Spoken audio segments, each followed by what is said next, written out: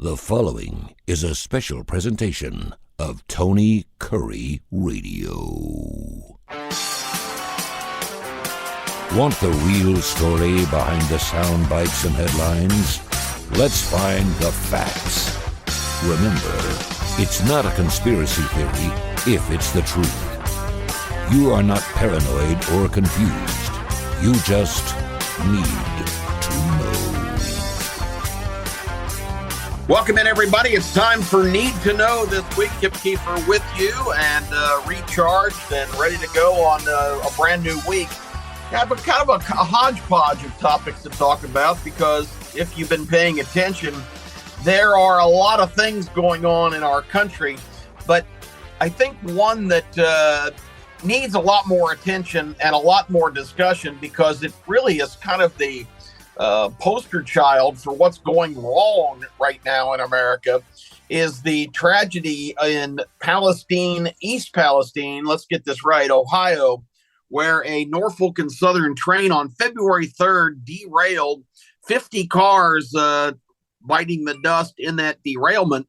And really tragically, 6 of those cars had toxic chemicals, including one of them loaded with a chemical called vinyl chloride. And I am not a chemist. I really can't give you a description of what vinyl chloride is for or what it does. I guess I could have researched that if I wanted to enhance my knowledge. But let me just tell you, it's a badass chemical that can do a lot of damage to people that come in contact with it. That car was one of the ones that derailed and ruptured. A giant fireball ensued that people described as almost as prominent as a mushroom cloud in a nuclear blast. They let it burn for a couple of days, not knowing what to do and not really being equipped to deal with it right away because of its toxicity. They finally decided about a week later that they were going to try and shove as much of this material into a trench and try to burn it out, which a lot of people decried as irresponsible and stupid. It was just you have to be an expert on these kind of spills and what your options are. But it didn't sound like a great idea to me. Meanwhile, there were in local creeks and lakes surrounding this wreck, there was evidence of hundreds of fish floating dead to the surface. So any of contact that's gotten in water has resulted in the instant extermination of countless different kinds of fish. There were reports that some folks that had chickens and things of that nature, even that's unsubstantiated, you know how things like this go, but supposedly there were other animals being found dead from being exposed to this stuff. But it's a sad deal because this has gone on for a couple of weeks. They finally burned I guess the remaining chemical and released all that into the atmosphere.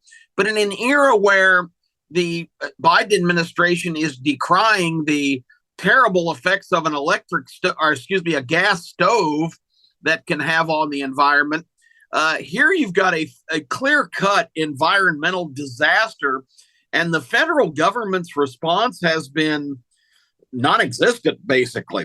You would think something of this magnitude, and the citizens in East Palestine, which is right on the border of Ohio and Pennsylvania, it's only not that far from Pittsburgh and Cincinnati, major cities.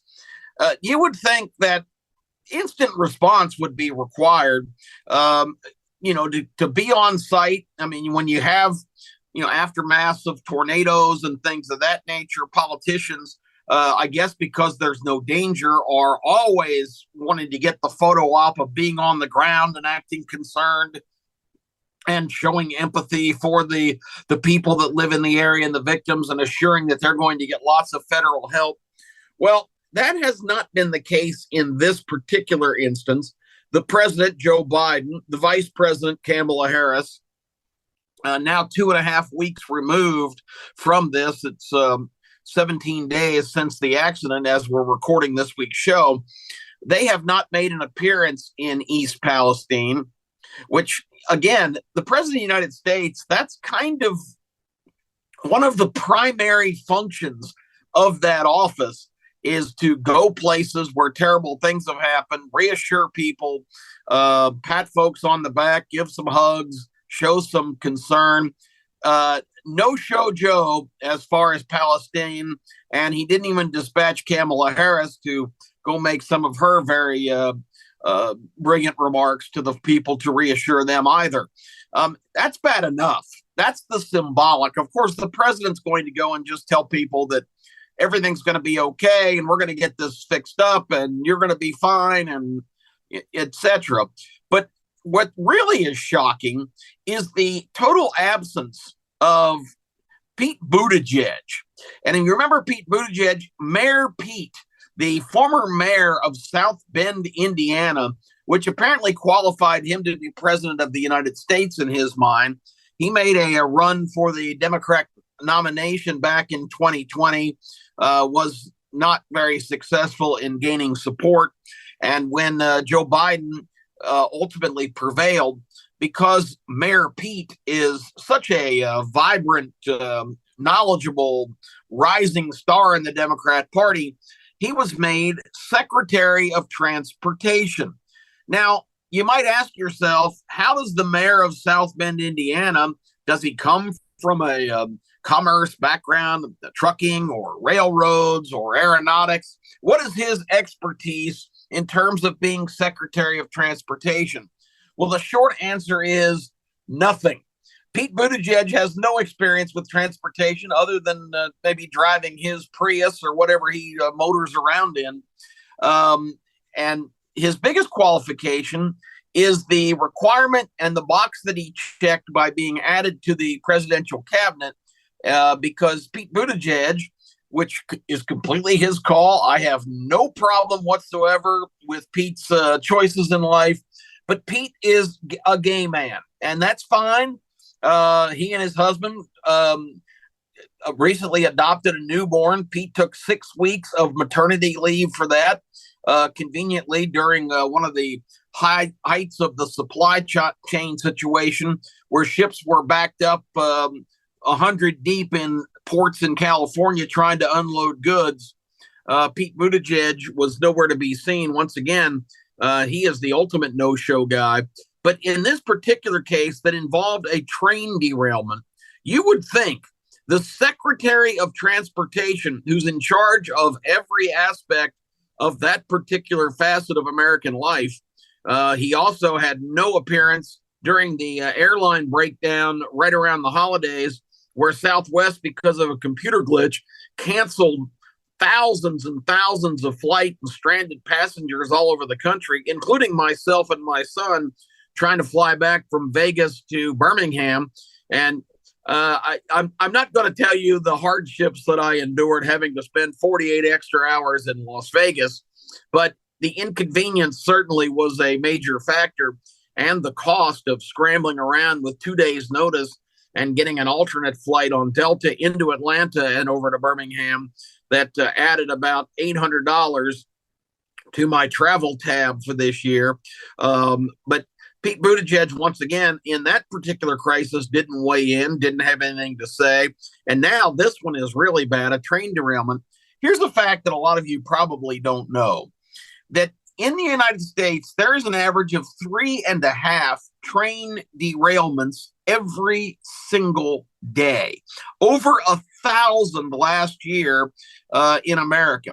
That means a couple of things. One, the standards for the operators of these railroads, in this case in Ohio, it's the Norfolk Southern Railroad.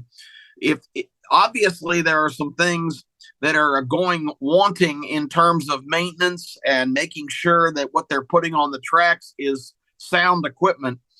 This was caused by some kind of braking deficiency in one of their trains or one of their cars, or I'm not sure the technical explanation, but it was a problem with the actual train cars that caused the derailment. Most derailments are caused by cracked or broken track that needs to be repaired and is just kind of however they can temporarily fix them up, sort of the old Band-Aid example. That leads to other problems with trains suffering derailments. But just think about that. over 1,000 derailments last year, and the Secretary of Transportation has done nothing to insist on higher standards or to initiate repairs. I mean, folks, we just passed last year in the Biden administration a $2 trillion plus infrastructure bill. What kind of infrastructure are we talking about when we don't even address one of the major transportation questions in our country? We have train derailments going on everywhere, and a lot of them have long-term effects on communities. This East Palestine situation is really scary, particularly for people that are there, because you wonder about the long-term, repercussions of this thing, where if this is so toxic that it kills fish on contact in water, what about it, being in the ground and seeping into the well system that provides water for this community? What about it being in the air? People that have gone, Senator J.D. Vance from Ohio was on the site last Thursday and said you can clearly still smell that in the air. But you've got guys running around in biohazard suits declaring, doing testing water, testing air from the Environmental Protection Agency, declaring that all is well. We're back to Kevin Bacon in Animal House, waving at the crowd, calm, be calm, all is well. That's fine for guys in biohazard suits to be reassuring residents that live a half a mile away that they don't have to worry about the air quality or their water supply. But then you think about, people that come to the scene for the first time and say, I can smell the chemicals in the air. This is 2 weeks later.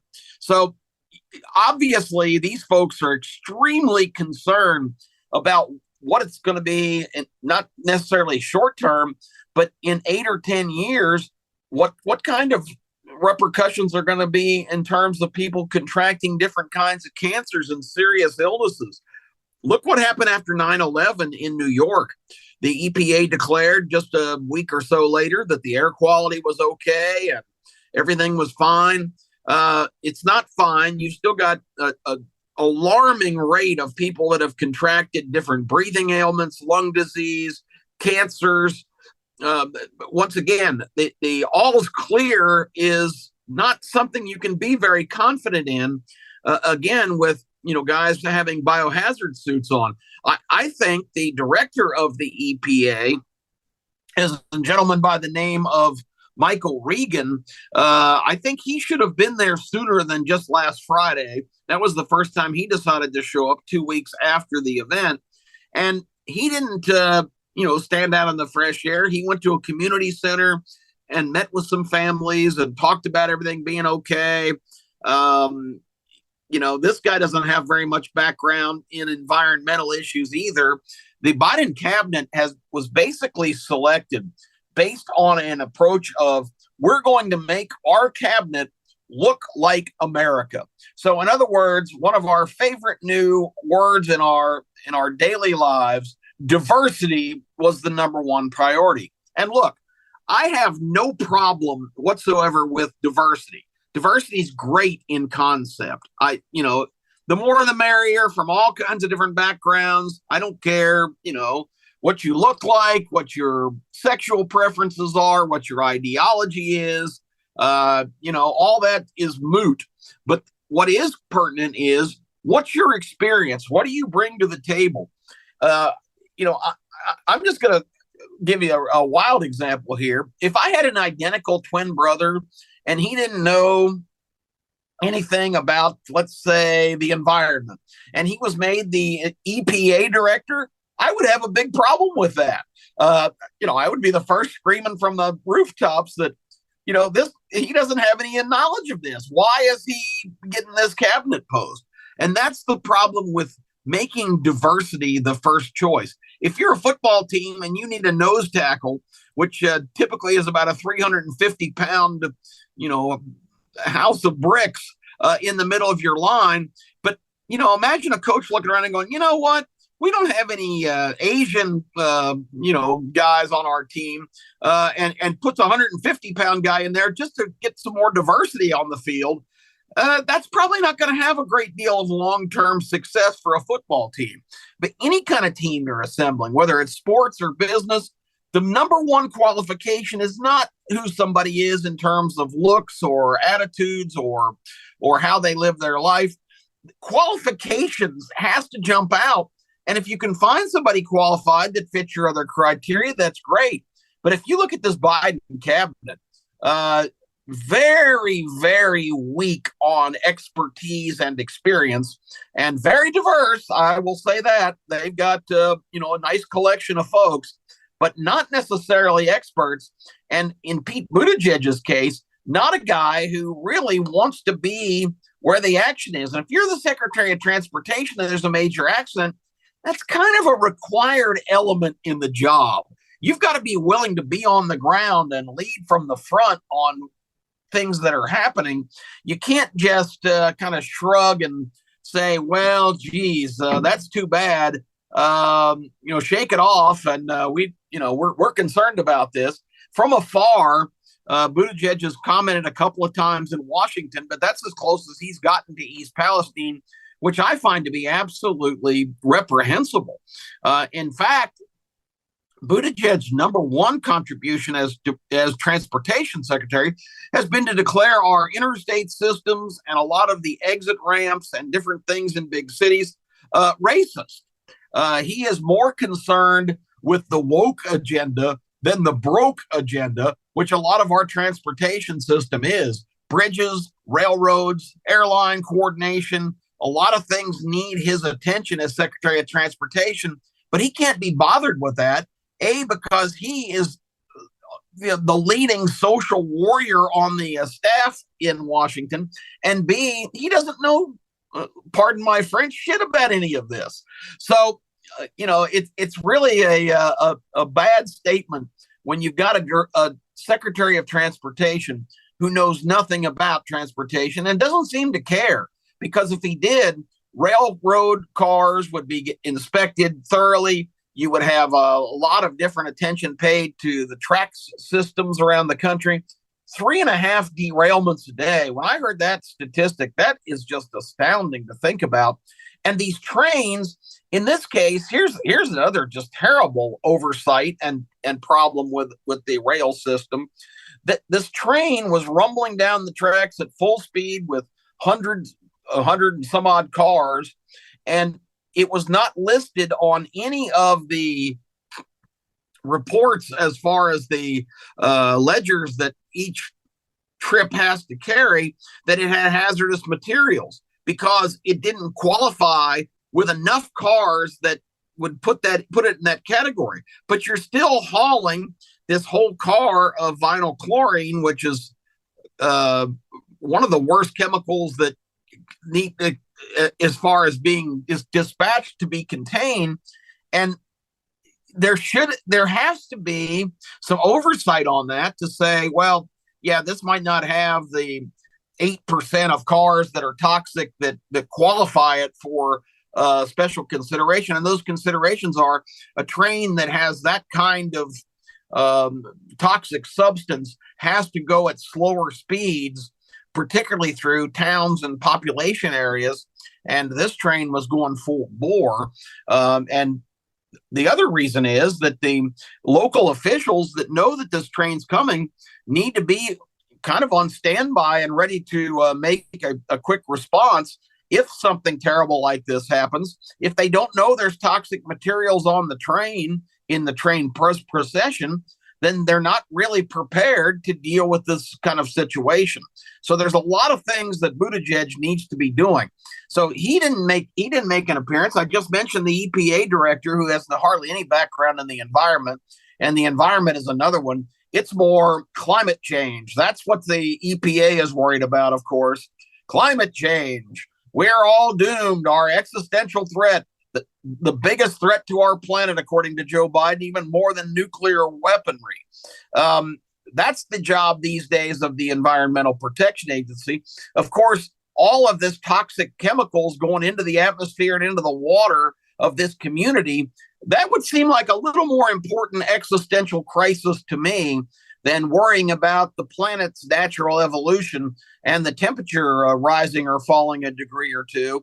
But that's not a good political device. This is just something they just want to wash their hands of, not with the water in East Palestine, and make it go away.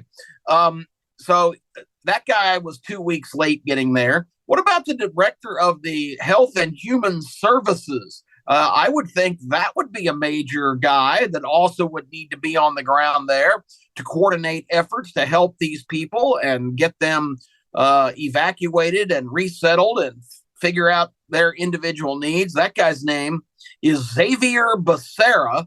And he's another guy that's been an absolute no-show in this situation.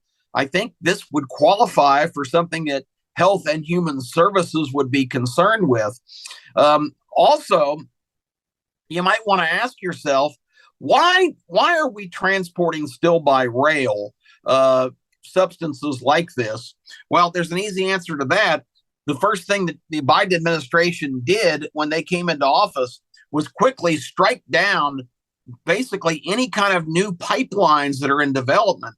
It would make a lot more sense for this stuff to be transported via pipeline and not on a volatile situation like a train car, because it would be a lot safer in terms of transporting it from spot to spot in a pipeline system. But there's a lot of money on the line here. The railroad systems, the trucking industry, all of them don't want massive pipelines because that's bad for their business. Norfolk and Southern has been basically a no-show as well in East Palestine. Their president finally showed up this weekend. That guy's salary as the CEO of Norfolk Southern Railway, $4.5 million a year. $4.5 million a year. I'm sorry. What CEO in this country is worth $4.5 million? And there's guys making, 10 times that, 100 times that. It's also out of balance. But that's obviously an entity that can throw a lot of money around and put a lot of money in influential Washington pockets to keep the rail lines rolling for these kind of jobs that they obviously are making obscene profits doing. So just some thoughts, maybe the things that you weren't aware of as what's happening in East Palestine, but it is absolutely shameful that the president, the vice president, the Secretary of Transportation, and the Department of Health and Human Services has not made an appearance to reassure folks and to at least be there on the ground where the action is, because that comes with the territory. Joe Biden going to Delaware and chilling every weekend really isn't in the job description. When they were dealing with the flying objects that weekend, and a lot of people from previous administrations said, well, we would have been in the Situation Room monitoring every minute of that. Joe couldn't be bothered with that. That Thursday night, when all the news broke that this thing was flying, this Chinese 20-story balloon.